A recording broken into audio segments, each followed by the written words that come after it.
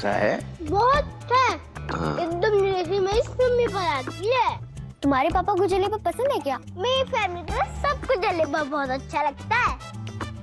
वैसे by the way तुम्हारे पापा करते क्या है? ये तो लड्डू अंकल की तरह बार बार मेरे पापा के बारे में सवाल पूछ रही है। मैं भी बहुत स्मार्ट हूँ, मैं कुछ नहीं बताऊंगा। मेरे पापा तो बोर करते हैं। सिर्फ अभी आप लोग कर रहे हो। अरे जलेबा खाओ ना, दिमाग नहीं। दादू दो ना जलेबा। हाँ, ये रहा जलेबा। ऋषि बता ना बेटा, तेरा पूरा नाम क्या है? ऋषि। वैसे दादी आपसे एक बात पूछनी थी, मैं क्यूट हूँ ना? बहुत। है ना चाचू? हाँ, क्यूट तो तुम हो। दादू और खिलाओ ना। अरे हाँ। चाचू फोकस करो। ये छोटा पैकेट आपको घुमा रहा है और आप घूम रहे हो। सॉरी। अच्छा मेरी बात सुनो, तुम्हें भाई बहन का सीक्रेट कोड पता है क्या? वो कभी भी एक दूसरे से झूठ नहीं बोलते हैं और जो भी पूछे उसका जवाब सच होना चाहिए। तो बताओ तुम्हारे पापा है कौन? मेरे पापा। ऋषि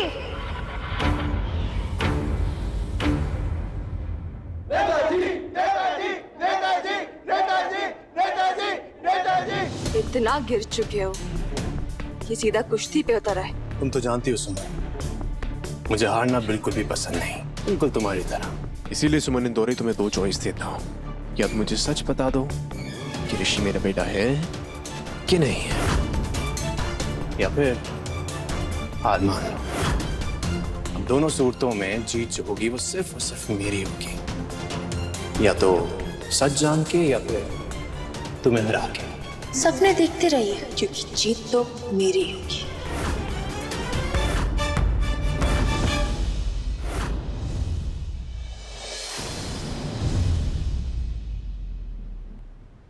इधर आओ। तुम यहाँ क्यों आए हो ऋषि? तुम्हें समझाया था ना सुमी ने, स्कूल के बाद सीधा घर आना है। सुमी ही तुम्हें ठीक करेगी। नहीं रे, सुमी को मत बताना। जाओ अपना बैग उठाओ और जल्दी चलो। अरे हेमा बहन, कम से कम आप तो सच बताइए, क्या ऋषि हमारा पोता है? आप लोगों का कोई ईमान धर्म नहीं है क्या? पहले तो मेरी बेटी के साथ पता नहीं क्या कुछ नहीं किया, अब देखो तो उसके बेटे के पीछे पड़ गए। प्लीज प्लीज हम लोगों को अकेला छोड़ दीजिए। और सुमी ने कहा है ना, इस घर से हम लोगों का कोई रिश्ता नहीं है। आज के बाद मेहरबानी करके ऋषि को यहाँ मत आने दीजिएगा। ऐसा मत बोलिए।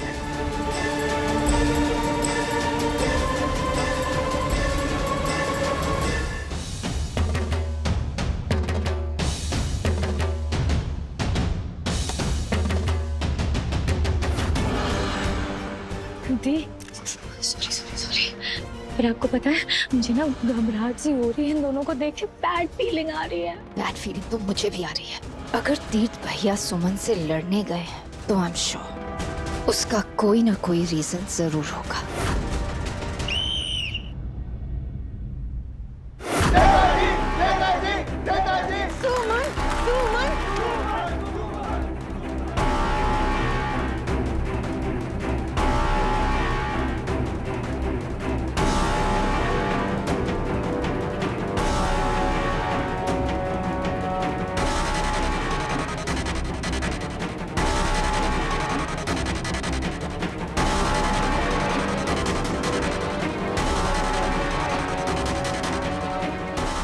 बोलो ऋषि मेरा बेटा है।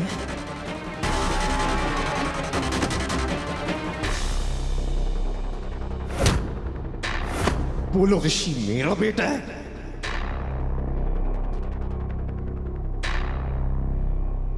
ये इनकी फाइट चल रही है कि रोमांस? हाँ?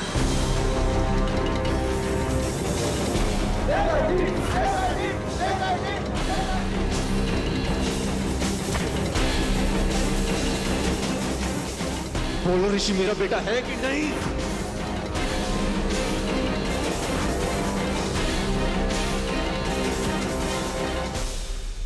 बोलो सुमन, क्या ऋषि मेरा बेटा है कि नहीं? बोलो, ऋषि मेरा बेटा है कि नहीं?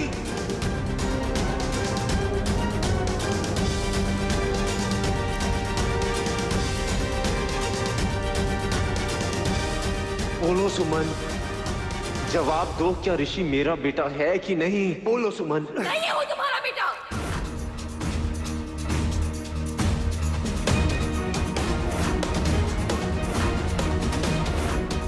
सच जानना चाहते हो ना तीर्थ मित्तर? सुनो अब सच सबके सामने। आप सब में से काफी लोगों को पता होगा कि मैं तीर्थ मित्तल की छोड़ी हुई पत्नी हूँ। और अब जब मैं 5 साल बाद वापस आई हूँ तो इनको ये लग रहा है कि मेरा जो बेटा है वो इनका बेटा है।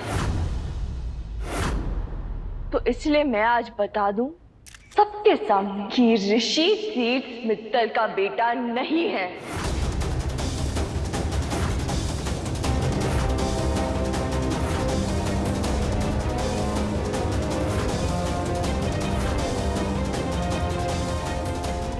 वो सिर्फ मेरा है।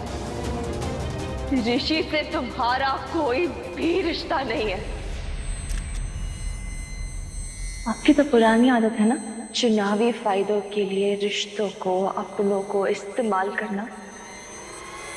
लेकिन क्या है ना, मैं उतना नहीं गिर सकती।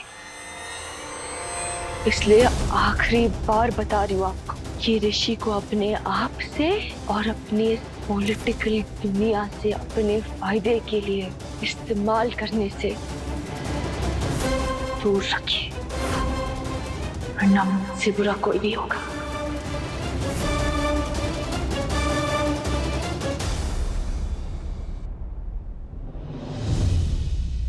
और वैसे भी ये कॉलेज है, यहाँ बच्चे पढ़ने आते हैं, लड़ने नहीं।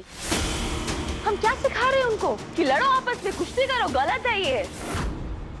वसंत पंचमी के दिन सरस्वती माँ की पूजा होनी चाहिए, ना कि कुश्ती। वाह सुमन वाह, क्या बात कही है।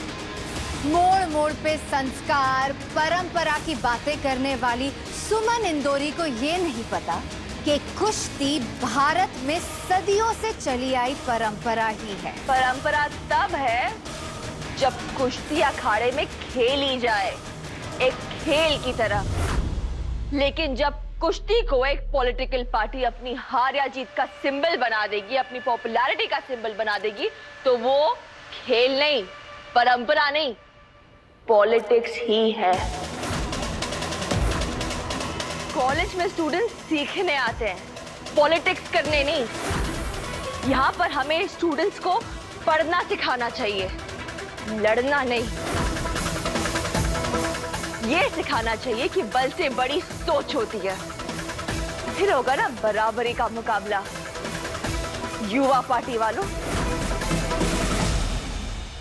यहाँ पर विचारों का दंगल होना चाहिए, पहलवानों का नहीं। फिर देखिए आते हैं कैसे लड़कियां पार्टिसिपेट करने। सुमन इंदौरी जिंदाबाद, सुमन इंदौरी जिंदाबाद, सुमन इंदौरी जिंदाबाद, सुमन इंदौरी जिंदाबाद।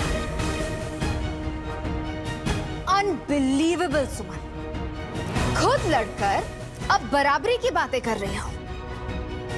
अगर कुश्ती इतनी ही गलत थी तो ये सारा ज्ञान पहले क्यों नहीं दिया? लड़की होकर ऐसे क्यों लड़ी? क्योंकि लड़कियों को लड़ना ही तो पड़ता है हर जगह। कुछ लड़ाइयां जीतने के लिए लड़ी जाती हैं और कुछ सीखने के लिए। और मेरी तो जीवन की हर लड़ाई में मैंने कुछ सीखा ही है। मेरे जीवन का कल मेरे आज पर भारी है। क्या मैंने ये लड़ाई मांगी थी? क्या मैं चाहती थी ये लड़ाई लड़ना? नहीं, मैंने तो सिर्फ मांगी थी थोड़ी सी खुशी, थोड़ा सा सुकून, थोड़ा सा प्यार।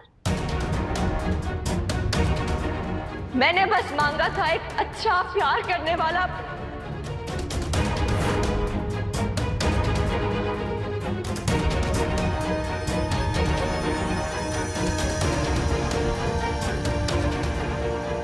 जो लड़ाई मैं लड़ रही हूं,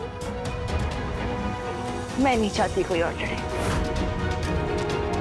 मैं नहीं चाहूंगी कि किसी और को भी मेरी जैसी किस्मत मिले। इसीलिए मैं ये कुश्ती जीतना चाहती थी, ताकि मैं ये परंपरा बंद करवा पाऊं।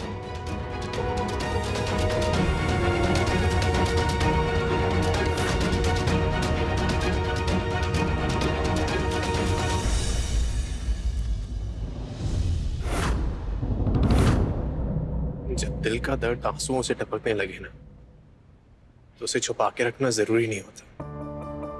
देखो सुमन, मैं जानता हूं मैंने तुम्हें बहुत दर्द दिए, बहुत तकलीफें दी हैं। जानता हूं कि तुम्हारा हर आंसू, हर दर्द मेरा दिया हुआ है।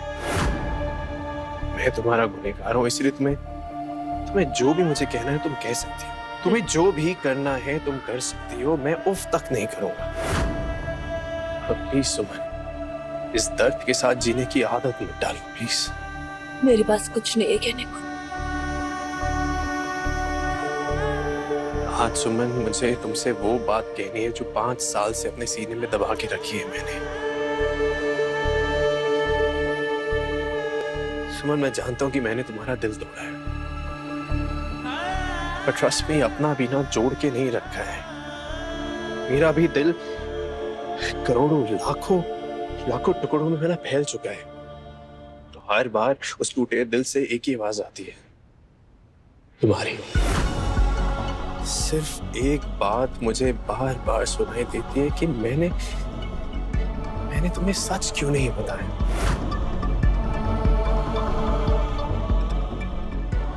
देखो, मेरा यकीन मानो, ऋषि को मारने के लिए मैंने देविका भाभी को नहीं कहा था। मैंने झूठ कहा था क्योंकि मेरी मजबूरी थी। देखो सुमन, मैंने तुमसे झूठ बोला था, लेकिन अब मैं तुमसे सिर्फ और सिर्फ सच बोलना चाहता हूं। मैं तुम्हें और दर्द नहीं देना चाहता।